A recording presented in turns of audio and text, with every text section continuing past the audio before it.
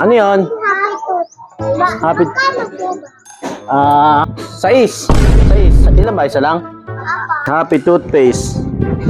Oh, sais. Thank you. Sino yung bumili? Ha? May narinig akong batang bumili. Yung bata, yung taga-taas. Bakit? Ano yung size? Eh, yung happy, yung toothpaste. Happy toothpaste, binenta mo ng size? Oo, bakit? Ay, naku naman! Bakit? Kasi hindi na nga yung puhunan niyan, ibebenta mo ng size? Eh, ayun na, nakasulat, sais. Oh. Ay, naku naman! Tingnan mo naman kasi mahal, oh. Oh, baliktad lang yan, mahal. Size, baka ganun lang, nakabaliktad. Tapos binenta mo na ng size? Hindi mo man lang nakita? Kasalanan mo yan, eh, sinabi mo pa ng pabaliktad eh. Eh, emot ka pala eh.